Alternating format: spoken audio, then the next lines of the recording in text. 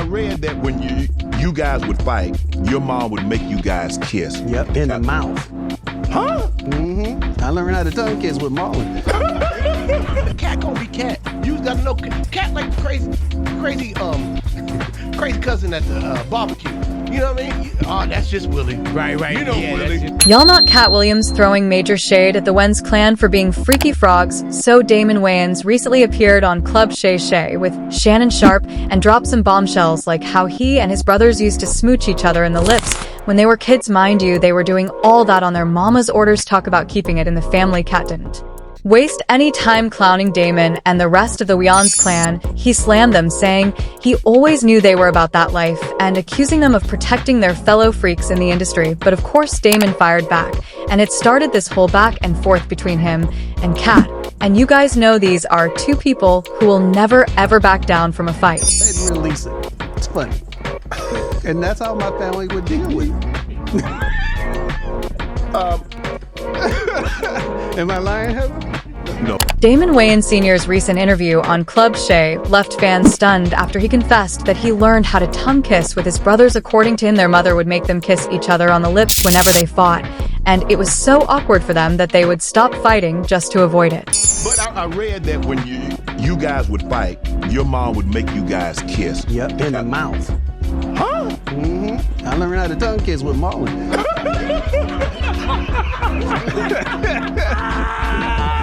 Nah, but like once you kiss your brother in the mouth, you don't want to do that. You don't want to fight no more. Yeah, you be done. Yeah, we'll take this. We'll go outside. We'll find a place to finish this. But like we didn't like kissing. He said their mother always made sure they understood the fact that they couldn't fight with each other. As siblings, they had to always have each other's backs because they were family, and family don't abandon each other. Damon tried to pass it off as a joke, but a lot of people felt like forcing your kids to kiss each other on the mouth as punishment was a little bit weird. Like, that's definitely an interesting way to discipline your kids. Hey kids, why don't you kiss each other on the mouth so you can remember to always love each other? Weird. But it must have worked anyway, because according to Damon, he and his siblings never let fights come between them no matter what. Like, to this day, we all kiss. I noticed that. Hello and goodbye. I noticed that. Because you never know what's going to happen when you walk out the door. Even if I get into an argument and we yelling and screaming, But wait, it gets even weirder. In that same interview, Damon admitted to dating his nephew's ex-girlfriend. Like, what in the Targaryen is going on here? According to Damon, this happened around 2001, shortly after his divorce from his ex-wife Lisa Thorner ended their 16-year marriage. He admitted that he knew the woman was his nephew's ex, but he was just so in love with her from the moment he saw her that he couldn't help himself. He asked his nephew for his blessings. Like, that makes it any less weird, and started dating his ex. I guess he was trying to keep things in the family. Jackson 5. that's I mean, for a family member, that's off limits, Damon. No, but it wasn't like they were in love. So he dated her. Do you know how small the pool is out here in Cali? Yes. The dating pool, like, and this was probably what, 2001, 2. Did you know it originally? Did she know originally that? Yes, when I met her. So I got divorced, and I was by myself for 2 years. Right. And then I saw her, and I was just like, oh my God, I'm in love. And I found out my nephew had dated. I'm like, what's up with that? He goes, oh, that's you. I was like, okay, pass the Cavassier. Let's go. I ain't drinking that, dog. And I went ahead and I fell in love. And it was okay. But it's just... They clowned you, didn't they? Yeah, family gatherings is awkward. Anyway, after this interview dropped, Katt Williams didn't miss a beat. Allegedly, he slammed Damon for his freaky ways, saying it explained why the Wayans behave the way they do. See, Katt has always had a thing against people who protect industry predators, and he has never shied away from calling them out or dragging them by their edges, even when it involves the precious and well-loved Wayans clan. During a similar interview with Club Shay last year, Shannon Sharpe asked the youngest of the Wayans brothers, Marlon, about his thoughts on the Hollywood freak-off scene and all the weird things that happen there. You should have seen how fast Marlon jumped to defend himself. He went on and on about how he never attends after parties, doesn't drink and drive, doesn't do this and doesn't do that. It was like he was scrambling to paint himself as this picture-perfect citizen. And it's about the gangbangs and the this and that. Yeah. If I party, I like my own party. Yeah. You know what I mean? Even if I'm me and, back in the day, it'd be me and some chicks. It'd be me and some chicks. I don't need me, some chicks, and some dicks. Nah, this is my party. This is my swell. Ain't no Amtrak going on. It's all love. This a love session here. Like, go, but I ain't no Amtraks, because that'll get you in trouble. Yeah.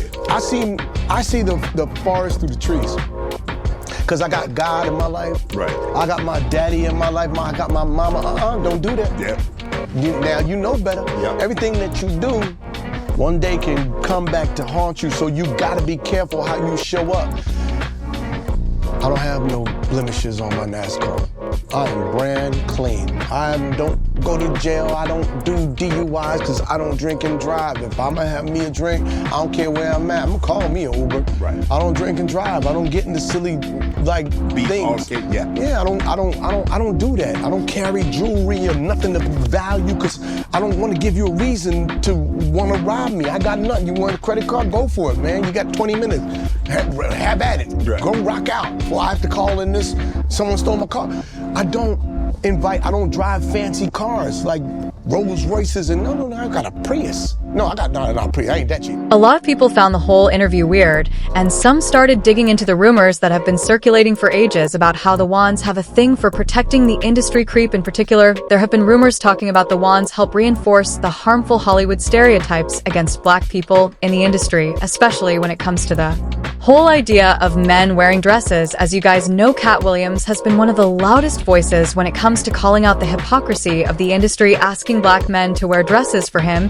It's not just about the act of wearing a dress. It's what it symbolizes, the fact that you can't get ahead in your career unless you do things that go against all your values. Katt believes that the comedy scene gets the worst of this because the industry treats strutting around in a dress like some sort of rite of passage. Now, y'all know the Wayans are famous for their comedy franchise White Chicks. White Chicks was created by Marlon and his brother Sean in 2004. The brothers played the leading roles in the film undercover FBI agents in whiteface as spoiled young rich women. Whether or not you think this was a piece of comedic genius is up to you. A lot of people felt and still feel like it's a classic. On the other hand, others feel like it's a boring, overdone shtick and should not be considered a classic. To this day, people like the stigma of you wearing a dress and the white man got you wearing a dress and man, you got it twisted. The white man got me wearing a dress.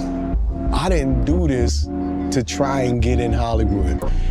This was something that we created because we said this would be funny. Right. Black people, black artists, stop minimalizing your creativity.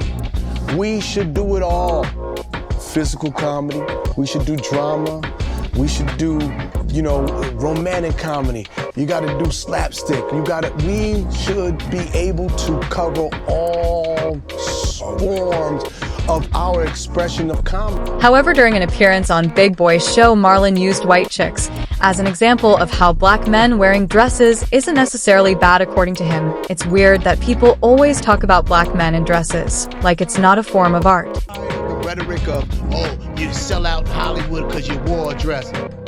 Negro, I wore a dress. It's called White Chicks. You know what we did? We did a class. He even criticized people who shame black men wearing dresses but praise white men who do the same. His question was mainly, why do people praise actors like Robin Williams, Tom Hanks, or Dustin Hoffman as brilliant while Tyler Perry and Kevin Hart are shamed when they do it? Only black people sit there and go, man, our brothers wearing dresses. Oh, so white people, when they wear dresses, when Robin Williams wears a dress in Mrs. Doubtfire, he's brilliant.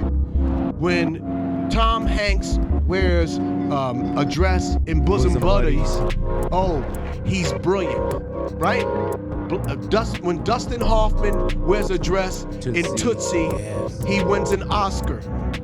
Black people, as soon as we put on a dress, we start tearing each other down. This is art, and this is... He basically said, there's no need to tear down black legends like Flip Wilson or Tyler Perry simply because they chose to rock a dress. For a role, comedy comes in different forms, and the way a comedian chooses to express themselves does not diminish their talents. Marlon also asked people to ditch their toxic mindsets and embrace the diversity within minority cultures, especially black comedy. As we put on a dress, we start tearing each other down. This is art, and this is comedy. You think I'm gonna tear down Flip Wilson?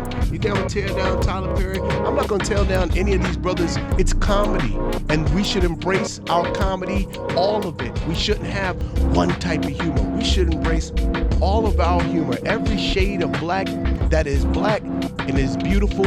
Minorities need to stick together and come together and really celebrate us. We have been taught to drag each other. But that's not all Marlon then went on to talk about how Katt Williams threw shade at his talent, saying he was not a real stand-up comedian back in the day. Katt had been working with the Wayans on Behind the Smile, a film based on a comedian who meets his idol but crumbles under pressure to make it big in the industry. According to Marlon, Katt would always advise him on the next step to take in his comedy career while they were on set. On this particular day, he told Marlon to consider doing stand-up comedy, even offering up his own material for Marlon to borrow from as if he were Father Christmas. Marlon wasn't having any of it though, and he said, "Thank, but no thanks." Katt felt Marlon was not reaching his full potential as an actor, but Marlon respectfully declined Katt's offer to lead him to the greener stand-up pastures. Actor, I always dive in, right? And he was like, "Hey, you should do it, man. You're funny, this and that." And he was like, "I got material. You want me to?" I said, "No. If I do it, I write my own stuff. I appreciate you. I got hours of material. No, thank you. But if I do it, I'm an actor." However, Katt didn't take this well and started throwing shade at Marlon, calling him a comedic actor, not a comedian. It's crazy stuff about me, but I don't take it negative. One time he said, "Marlon Wayans ain't a real comedian." I said, okay. But rather than take this the wrong way, Marlon took it as an opportunity to grow and develop his craft as a comedian. Since then, Marlon has been doing great things, hitting the road, doing specials, and focusing on his grind to become a better comedian. He was not about to let Katt's comment drag him down. Instead, he focused on spreading love and getting rid of the negativity. I'm gonna do this. So when he was talking about me not doing stand-up and I'm an actor, a comedic actor, I'm not a stand-up comedian, I took that as, okay, you're right. And then I went on the journey of doing specials. I went on the journey of going on the road. I am on the journey of becoming a comedian. Mm-hmm. And at this point, I'm a much better comedian than I was when I said that. But I didn't look at it as negative. I looked at it as, okay, I got work to do. So it's always a challenge. And now I'm working my way toward my greatest me. And then I will be a comedian.